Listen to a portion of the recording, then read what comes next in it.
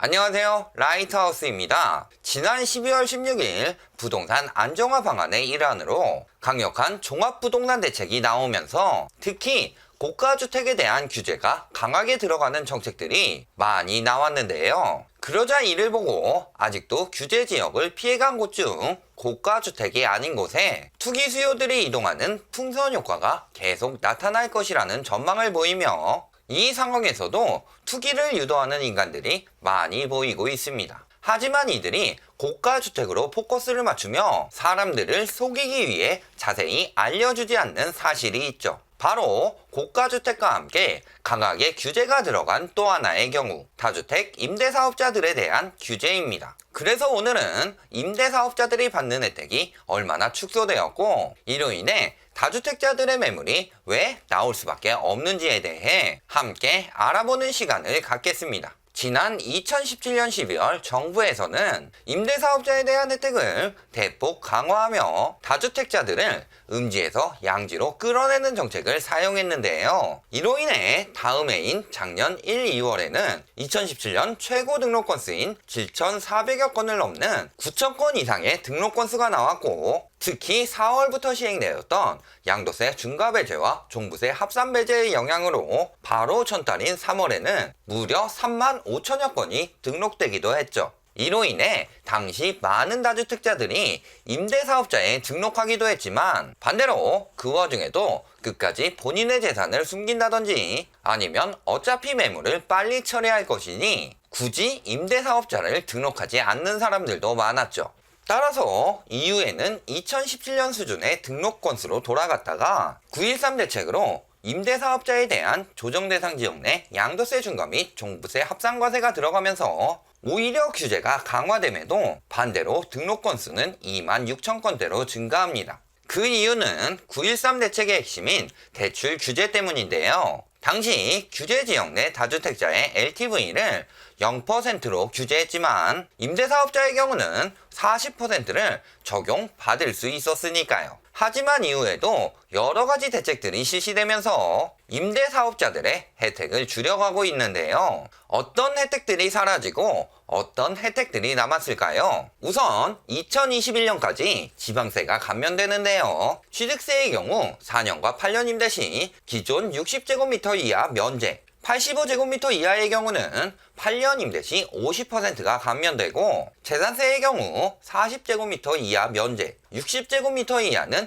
50에서 75% 감면, 85제곱미터 이하는 25에서 50% 감면되는 혜택이 있죠. 하지만 이번에 12, 16 대책으로 새로 취득하는 임대주택의 경우 수도권은 공시가격 6억 원, 지방은 공시가격 3억 원의 가액 기준이 추가됩니다. 즉 저가주택을 임대사업자로 매수해 집을 구입하지 못하는 사람들에게 월세로 임대 수익을 올리라는 본연의 목적이 아닌 시세 차익을 올리기 위해 고가주택을 매수한 사람들의 혜택이 급격히 줄어든다는 거죠. 게다가 얼마 전에 시행 예고된 4주택 이상의 취득세 4% 강화 역시 많은 다주택 임대사업자들에게 부담이 되는데요. 4주택 이상으로 구매하는 사람들은 대부분 다주택 임대사업자이기 때문이죠. 요건을 만족했을 때 받는 면제나 감면 혜택은 그대로이나 만일 절반을 감면하더라도 2%, 기존 6억 이하의 주택취득세인 1%보다 높아졌으니까요. 이렇게 취득세를 강화시켜서 임대사업자들이 소형주택을 다량으로 매수해 실제 집을 구해야 하는 실수요들이 매물이 없어 비싼 가격으로 사야 하는 사태를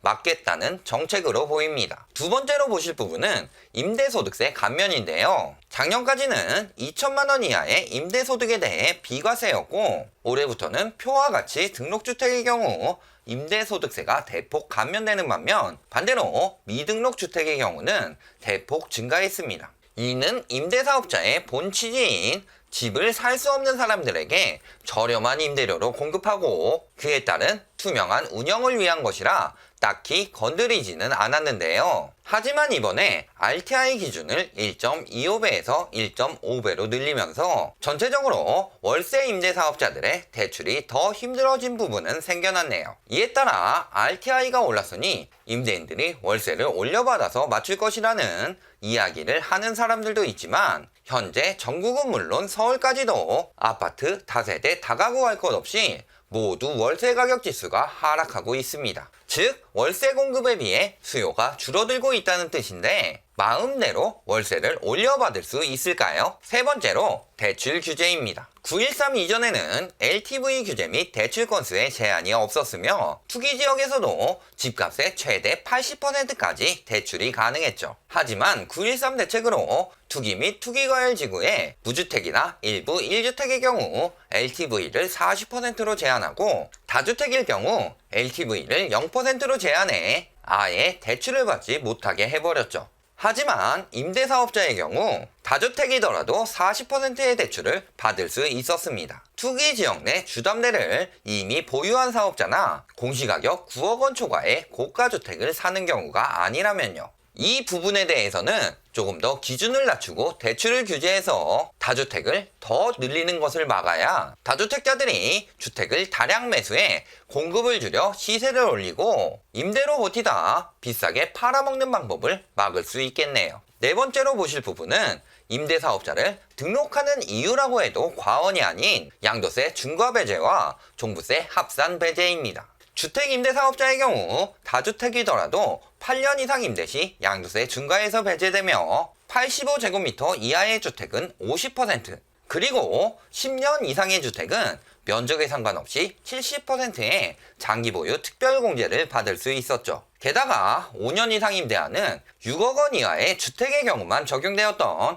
종부세 합산 배제 역시 8년 이상 임대 시 받을 수 있도록 가격 기준이 완화되는 방향으로 변경되었고요. 하지만 작년 9.13 대책으로 1주택 이상인 사람이 조정 대상 지역 내 주택을 새로 취득하여 임대를 등록할 경우 양도세를 중과하고 신규로 임대를 개시하는 주택에 대해 수도권 6억 원, 비수도권 3억 원 이하 주택에 한해 양도세 감면을 적용하는 가액 기준까지 신설되었죠. 종부세 역시 합산 과세하게 되었고요. 여기에 얼마 전 12.16 대책으로 조정 대상 지역 내 임대 등록한 1주택자의 양도세 비과세 혜택에도 거주 요건이 추가되면서 본인은 다른 곳에 전세 살면서 갭투기로 주택을 사서 2년마다 양도세를 감면받는 것도 이제는 더 이상 할 수 없게 되었죠. 결국 현재 남은 혜택을 정리해보면 수도권 6억 원, 지방 3억 원 이하의 공시가격을 가진 85제곱미터 이하의 주택에 대한 지방세 면제 및 감면의 혜택과 임대소득세 감면 혜택이 남아있고요. 그리고 다주택임에도 규제지역 내 담보대출을 받을 수 있는 점과 9.13 대책 이전에 임대를 개시했던 주택에 대한 양도세 중과배제 및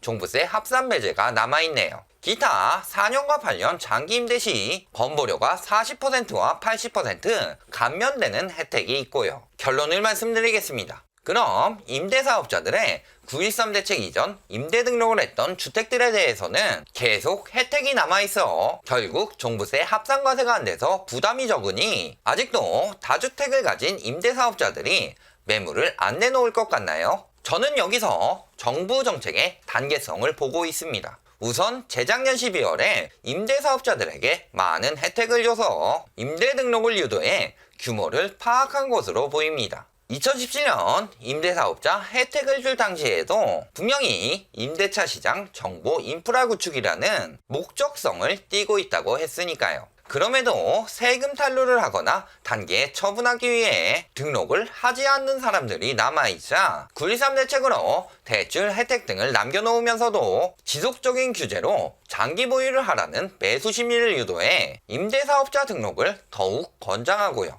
어느 정도 규모 파악이 완료되자 이제는 어떻게 때려야 할지 방법을 구상해 단계적으로 규제를 넣기 시작한 거죠. 지금 시행하고 있는 규제들은 주택임대사업자들이 더 주택을 늘리지 않도록 하는 과정입니다. 신규로 매수하는 주택에 대해 양도세 중과배제 및 종부세 합산 배제 등의 핵심 혜택 등을 없애버리고 4주택 이상 구매 시 4% 이상의 취득세를 물리게 하는 등 말이죠. 다음 과정은 어떨까요? 현재 임대사업자에 대한 자금 출처 조사 및 의무 위반 사례 합동점검, 보증금 피해 방지를 위한 의무 강화 등 면밀히 모니터링하여 불법 행위에 대한 심리를 막고 다음 과정으로는 아마도 기존 임대주택에 대한 양도세 중과배제, 종부세 합산배제에 대해 단계적으로 규제를 줄 가능성이 높다고 봅니다. 여기에 소급 적용하는 것이 잘못되었다고 하는 사람들이 나올 수도 있지만 혜택 줄 때를 생각해보면 신규 등록하는 주택에 대해서만 혜택을 줬었나요?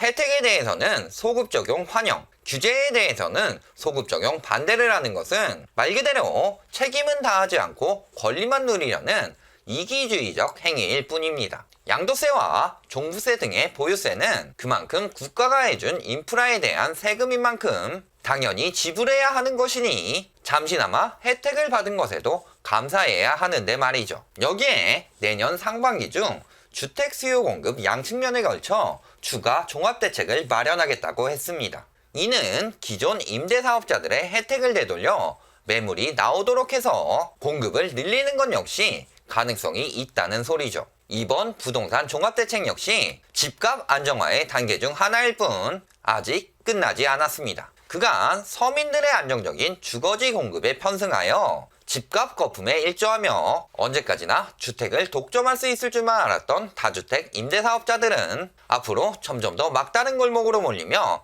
사면 초과에 빠질 것으로 전망됩니다. 오늘 영상이 도움이 되셨다면 좋아요, 구독, 알림 부탁드립니다.